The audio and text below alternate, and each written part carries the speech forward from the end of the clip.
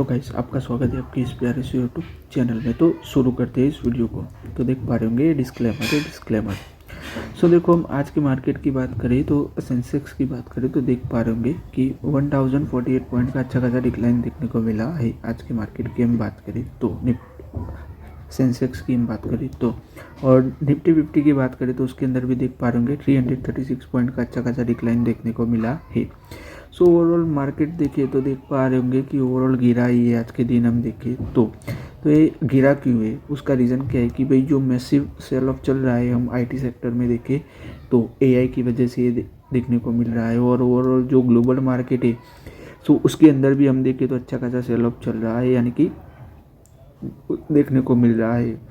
Overall हम देखें तो बिग वाली चल रही है, उसकी वजह से भी ये देखने को मिल रहा है। आईटी की वजह से, यानी कि जो एआई की वजह से ये देखने को मिल रहा है।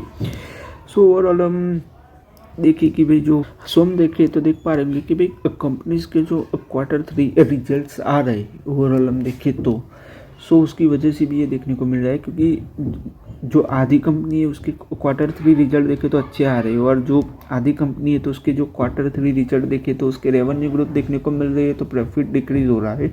और हम देखें कि जो प्रॉफिट है वो इंक्रीज हो रहा है तो रेवेन्यू डिक्रीज हो रही है।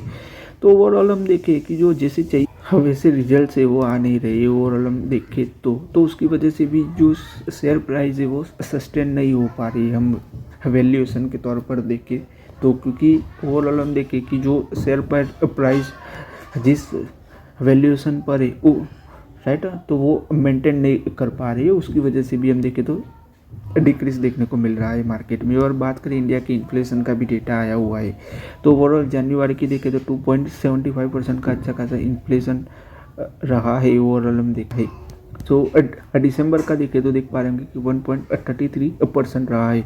तो उससे कंपेयर करने जाए जनवरी को तो अच्छा खासा हम देखें तो इंक्रीज देखने को मिल रहा है। तो ओवरऑल इन्फ्लेशन है वो इंक्रीज हुई है, वो आप लोग देख पा रहे होंगे।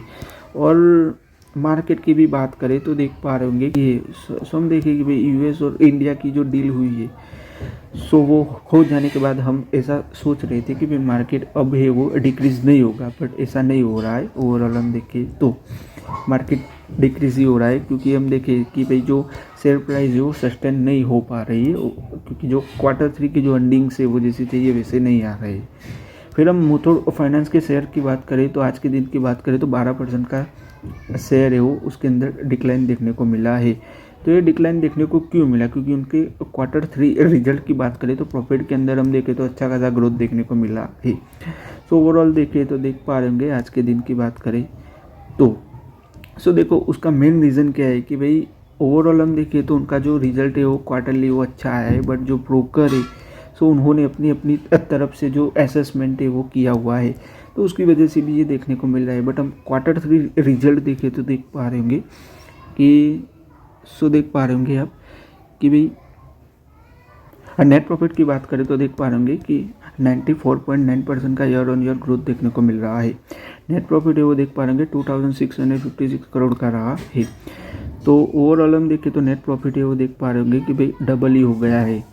और देख पा रहे होंगे नेट इंटरेस्ट इनकम की बात करें तो उसके अंदर भी 64% का ईयर ऑन ईयर इंक्रीज देखने को मिल रहा है। वो कितनी रही है देख पा रहे होंगे 4467 करोड़ रुपीज़ रही है। तो ओवरऑल आप लोग देख पा रहे होंगे कि अच्छा आया हुआ है। और हम देखें अब भाई एसेट अंडर मैनेजमेंट की बात करें तो 1,64,000 करोड़ रुपीज़ रहा है। तो उसके अंदर भी देखें तो 48% का अच्छा खासा इंक्रीज देखने को मिल रहा है प्रीवियस ईयर के क्वार्टर से कंपेयर करने जाए तो। यानी कंपनी का जो रिजल्ट है वो तो अच्छा आया हुआ है, वो आप लोग देख पा रहे होंगे। बट ओवरऑल हम देखें कि जो ब्रोकर्स ने जो अपनी जो रिपोर्ट जारी की हुई है उसकी वजह से ही सेल ऑफ देखने को मिल रहा है। बट ओवरऑल हम देखें तो कंपनी का जो रिजल्ट है वो अच्छा आया हुआ है, वो आप लोग देख पा रहे होंगे फिर पा रहे होंगे आज।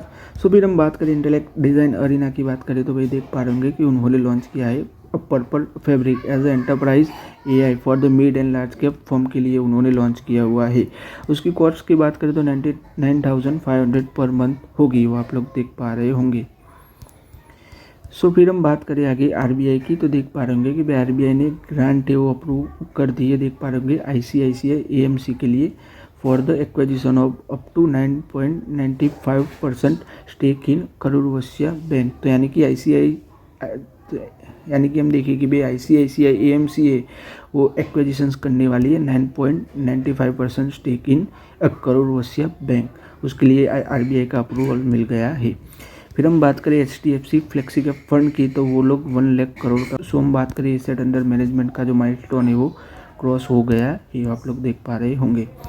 फिर हम बात करें हिंडाल्को के शेयर्स की, तो आज के दिन हम देखें तो हिंडाल्को का शेयर्स है उसके अंदर हम देखें तो गिरावट देखने को मिली है।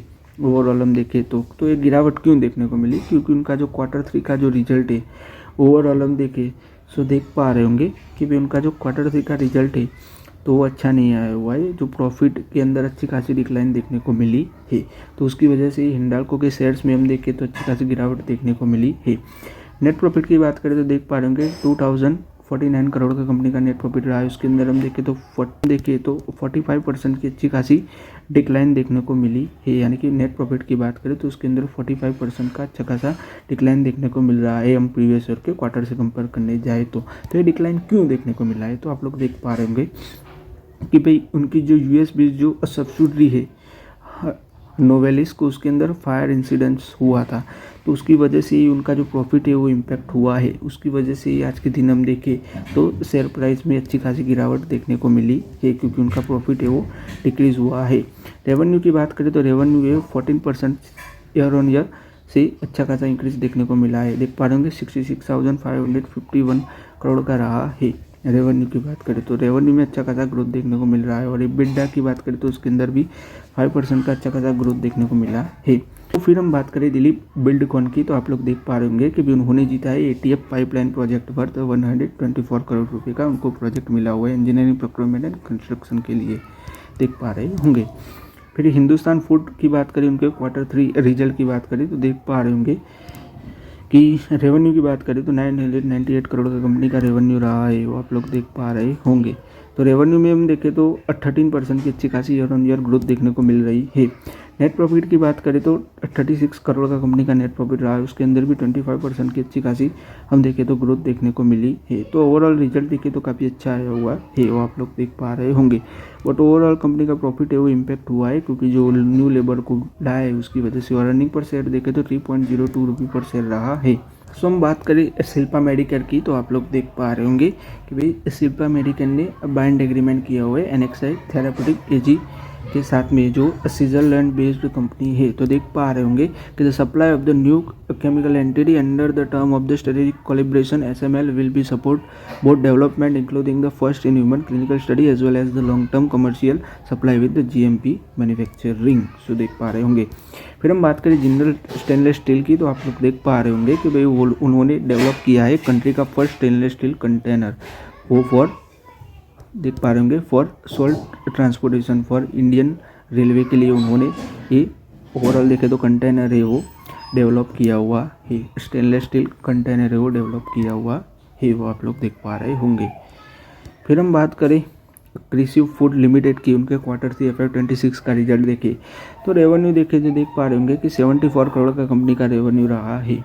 नेट प्रॉफिट की बात करें तो आप लोग देख पा रहे होंगे कि 6.41 करोड़ का कंपनी का नेट प्रॉफिट रहा है, उसके अंदर भी हम देखें तो देख पा रहे होंगे कि 11,000% का अच्छा खासा इंक्रीज देखने को मिला है, यानी कि मैसिव जंप देखने को मिला है नेट प्रॉफिट में हम देखें तो कंपनी का नेट प्रॉफिट अच्छा खासा इंक्रीज देखने को मिला है। अर्निंग पर शेयर की बात करें 2.88 रुपये पर शेयर रहा है।